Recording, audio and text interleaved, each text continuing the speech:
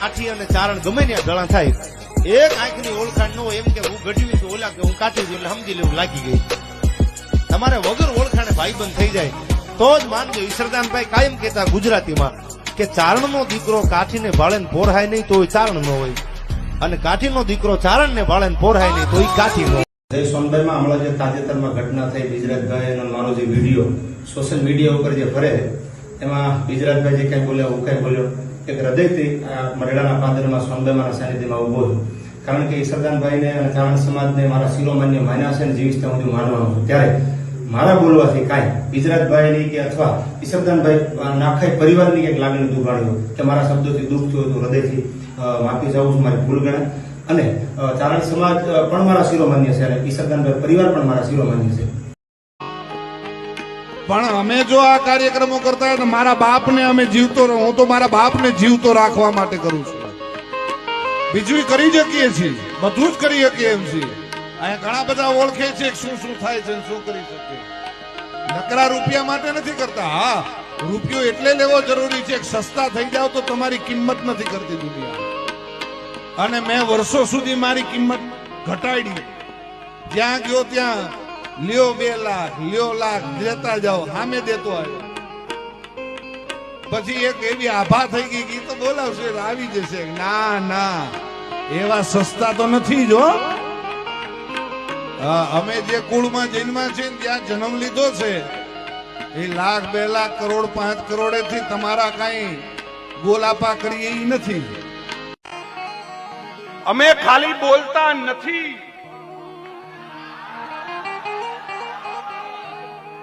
અમે કરી બતાવીએ ને ઈ ચારણો છીએ સાહેબ.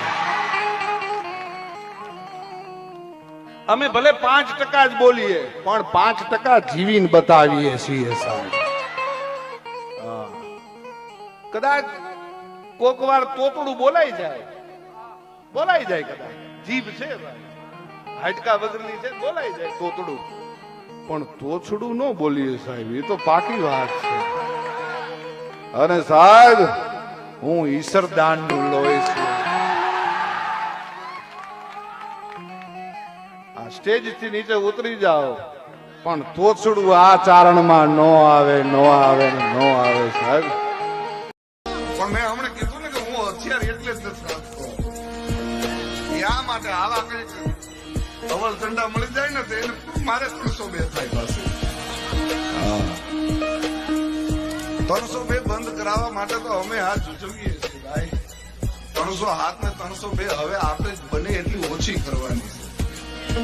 પણ આવા હોય ચાળા કરે પછી હું કરું, 302 આમાં જ થાય છે. પણ ખેર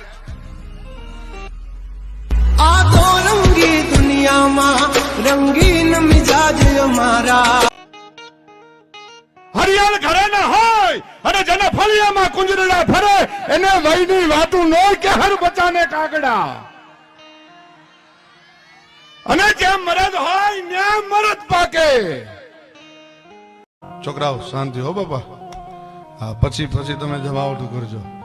હા, આમાં હું ક્યાં કહીશ ને તમે લોકો મને ક્યાંક લઈ જશો. અને પછી ઓલી સિસ્ટમ તો છે નહીં, કાલ ક્લિપ ગમે એવી કદાચ બને તો. ઓહો હો, હમણાં સાગર મને કહેતો હતો કે હવે 2025 થી શાંતિ છે અમુક રીતે.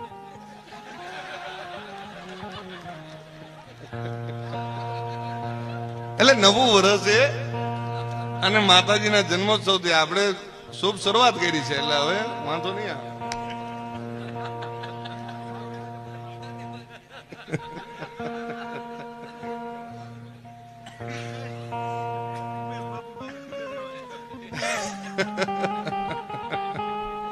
પાછળ બેઠો ઉમેશ કે છે ભાઈ મને રહેવા દેજો.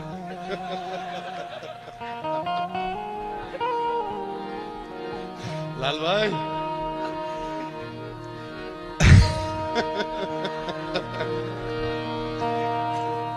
એટલે સારું વરસ જશે બધાને. તમે બીજો બધો ડાયરો આમાં બહુ કર્યો સાહેબ.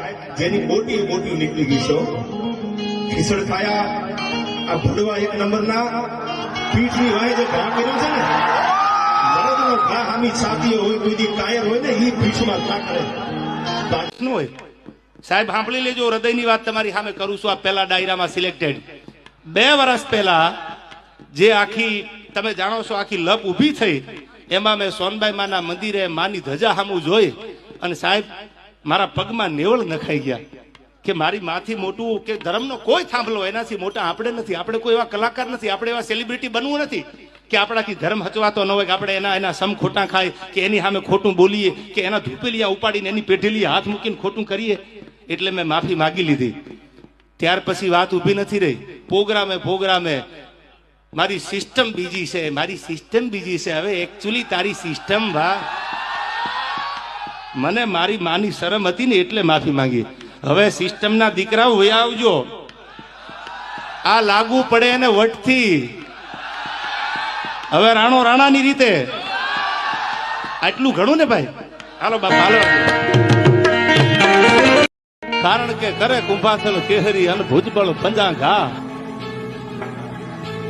હજી દુહો પૂરો નથી કર્યો. કરે કુંભાથલ કેહરી અને ભુજબળ પંજા ઘા. એડકા માથે દા કોઈ દી ખેલે નહીં હાવજ ખીમરા.